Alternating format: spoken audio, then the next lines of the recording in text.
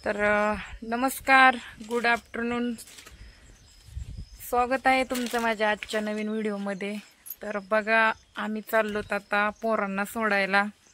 तुम्हाला कालच्या व्हिडिओमध्ये सगळं सांगितलं होतं. ह्यांना घेऊन आले होते मी तिकडं. ह्याला जायचं होतं म्हणून, सासरे एक्सपायर झालेत म्हणून. मग त्यासाठी त्यांना आणलं होतं. तर आता मी चालले शाळेला सोडायला. तर आम्हाला चलत एक व्हिडिओ करा.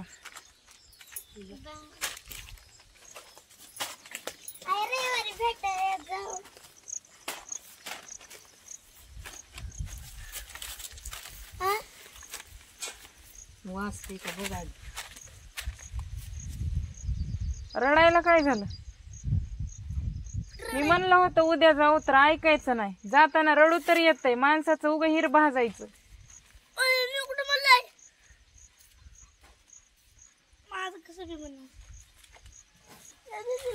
येळलेलं चाललीस का तू? मला कुठंच नाही यायचं. त्या भाऊचे पैसे देईन मी, पण आताच नाही. माझ्याकडे आता पैसे नाही, तर त्यांच्या प्रश्नाचं उत्तर नाही माझ्याकडे. सांगायचं ना तसं नाही. असं बोलणं केलं का पैसे परत दे म्हणून? काय माहिती मला. पण ते मुद्दाम मागायलेत ना, जणू काय लय पैशावाली गेले मी. अहो मग देईन ना मी. तुम्हाला घ्यायचेच आहेत माझ्याकडून पैसे, तर देते मी. पण आता आहेत का माझ्याकडे पैसे? आता मी तुम्हाला एका भाषेत काय म्हणलं की माझ्याकडे पैसे नाहीत आता सध्या. माझ्याकडे असतील ते बी मला जायला राहायला लागतील. कुठली गोष्ट फुकट होती का आजकाल?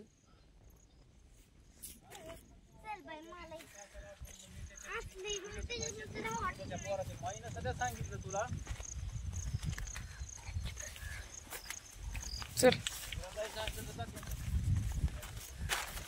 तर फ्रेंड, आता आम्ही चाललो. ह्यांना सोडायला चालले मी. उद्या जाणार आहे मी पुण्याला कामाला. आता 2 महिने झाले घरीच आहे मी. आणि सासरे एक्सपायर झाले म्हणून थांबले होते. तिकडं जाऊन बघावं म्हणलं काय झालंय ती. तर माझ्या नवऱ्याने काय म्हणले? कसलं आहे?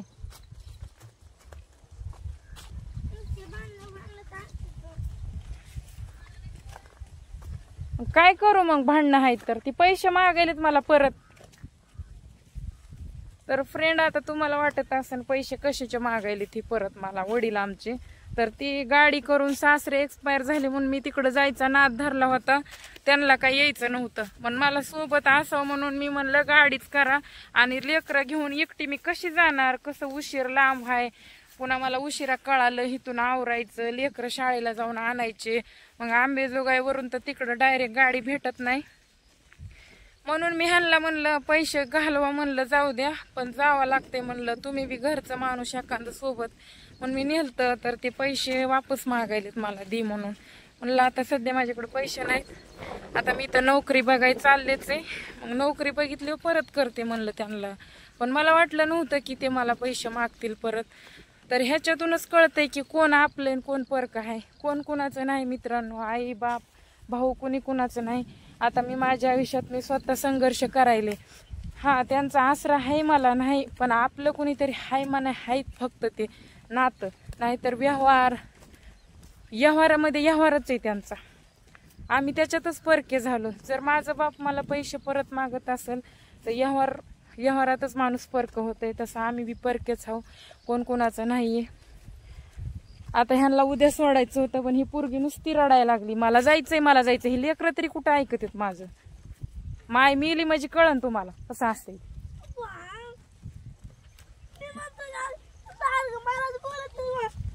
बापानं तर दिलंय टाकून, पण माईचा सूड घ्यायचा. माय एवढं करते सगळं, तरी त्या बापानं घातले का 10 रुपये हातात?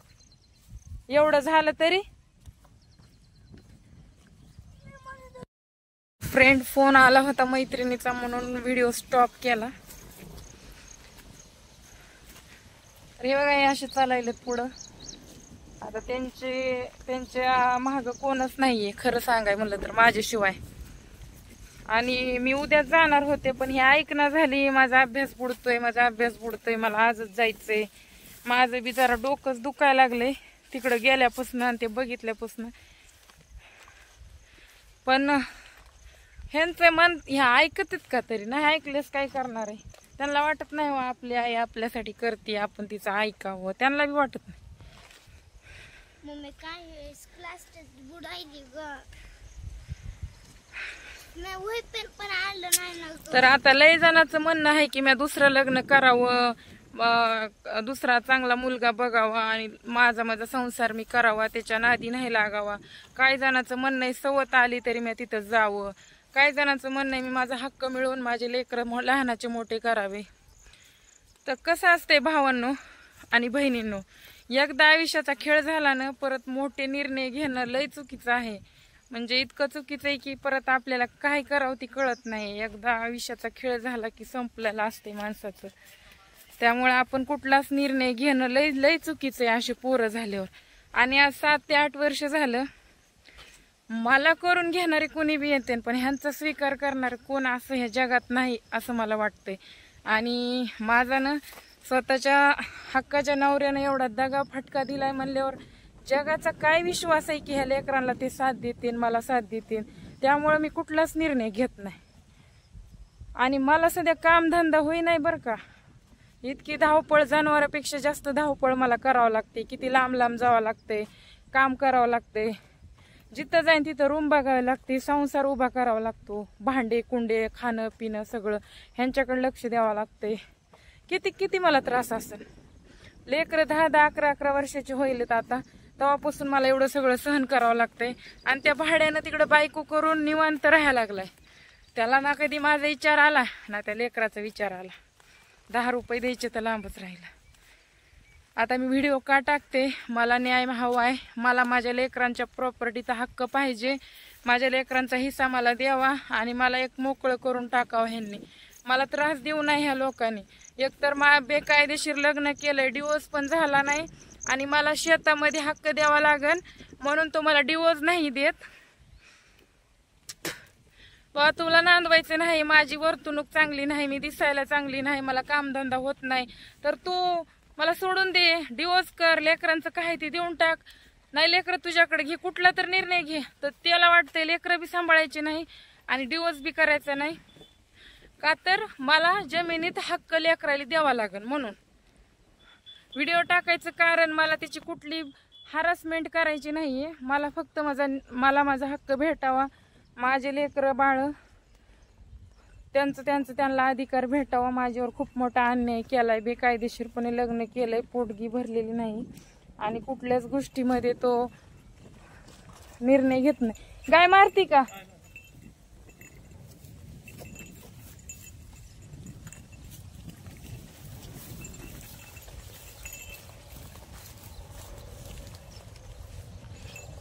मग बरं आहे. कपाळाला कसं काय लावलं ना? सुत काय होय. तर व्हिडिओ टाकण्याचं कारण की मला काहीतरी न्याय भेटावा, माझ्या लेकरांना न्याय भेटावा म्हणून मी व्हिडिओ टाकलाय. आणि त्याने खरोखर दुसरं लग्न केलंय. मी स्वतःच्या ह्या डोळ्यानं त्याची दुसरी बायको आणि लेकरं बघून आली. लेकरं म्हणजे आई त्या लेकराचीच बायको आणली त्यांनी, पाहुणेरावळ्यांनी नातेवाईकांनी करून दिली. माझा त्यांनी विचार केला नाही, माझ्या लेकरांचा विचार केला नाही, डिवोर्सचा विचार केला नाही. अहो लग्नच करायचं होतं तर सगळं मिटवून तरी करायचं होतं, ह्या लेकरांचं तरी बघायचं होतं. आणि निर्लज्ज म्हणतो अजून की तू नांदायला ये, एवढं सगळं करून कुठली बाई सहन करणार आहे. लेकरं सांभाळून दमला, 10 रुपये देऊन दमला आणि त्याची इच्छा पण नाही ही पोरं न्यायची. ते लेकरं माझ्यामुळे जगायलेत, माझ्या माघारी त्यांचं काय होईल काय माहिती. आणि एवढं सोपं नाही दुसरं लग्न करणं. आता माझ्यासाठी ते नाही, ते शेण खाऊन त्याला इज्जत आबरू काही नाही म्हणून त्यानं केली.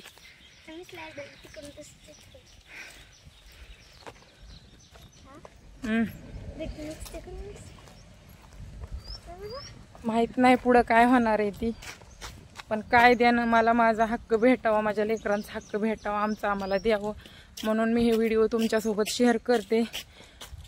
आणि माझं दुःख पण तुमच्यासोबत शेअर करते. माझ्या मनाला खूप पोळल्यासारखं झालंय, कारण ही गोष्ट म्हणजे लय बेकार भयानक आहे. 2 लेकरं घेऊन एकटं पळणं हे काम एकट्याचं नाही, 2 माणसाचं आहे. 2 माणसं सध्या इथं थकतात.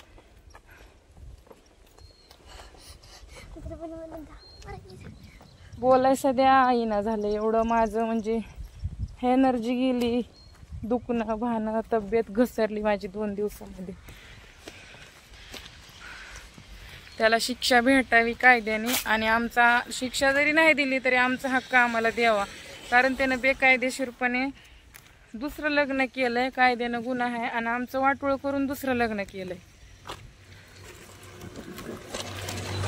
ठीक आहे, आमचं मिटून आमचं काय आहे ते आमचं जिकडं तिकडं करून जर केलं असतं तर ठीक आहे, योग्य म्हणलं असतं. पण तसं काही केलेलं नाही. आणि लग्न करून बी 3 वर्ष होते आणि मला पत्ता बी नाही. मी अंधारातच आहे. बघा ही लेकरं.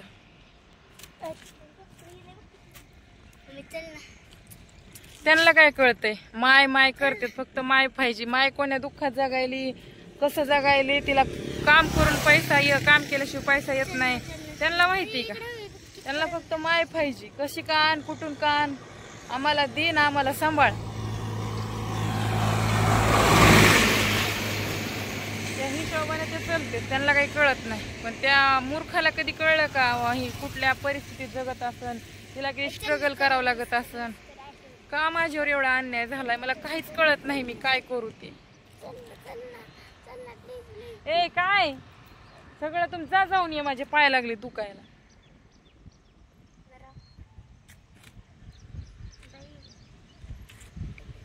तर चला, मी ह्यांना चालले सोडाय. माझं लय डोकं बी दुखतंय.